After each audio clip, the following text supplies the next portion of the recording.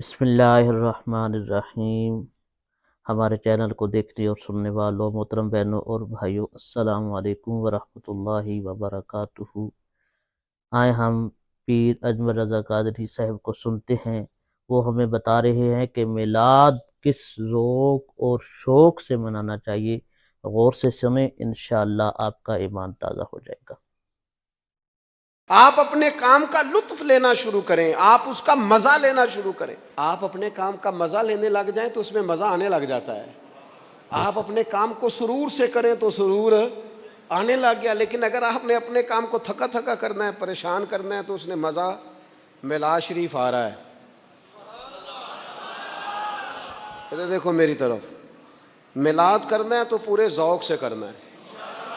اس کو نہ تھوڑا کریں، تھوڑے خرچوں والا کریں، لیکن پیار سے کریں۔ یعنی اس میں آپ دریاں بھی بچھائیں تو مزہ لے کے بچھائیں۔ سبحان محلے اللہ۔ کے بچوں سے نعت سنیں۔ آپ یہ چھوڑ دیں، یہ جو وی آئی پی کلچر آ گیا میلاد میں، اس کو بھی نکالیں۔ آپ اپنے بچے سے کہیں کہ وہ قصیدہ بردہ شریف پڑھے، ہو گیا میلاد شریف گھر میں۔ لیکن اس کا ذوق اور اس کا وضو اور اس کا حسن نہیں کسی جگہ بھی کمزور ہونا چاہیے۔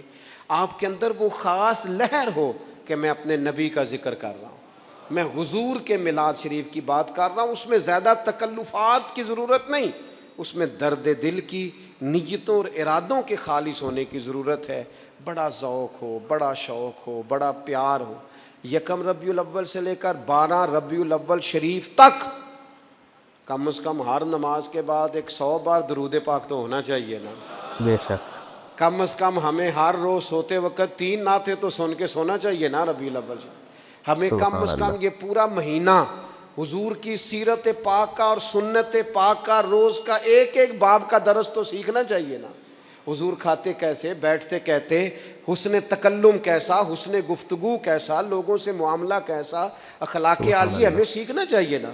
اور اس ماہ مبارک میں ہمیں عملی زندگی اپنی میں وہ چیزیں نافذ کرنی چاہیے جو ہمارے رسول پاک نے ہمیں عطا فرمائی ہیں۔ بے شک۔ اللہ تعالیٰ غلامی رسول والا میلاد منانے کی توفیق عطا فرمائے۔ آمین۔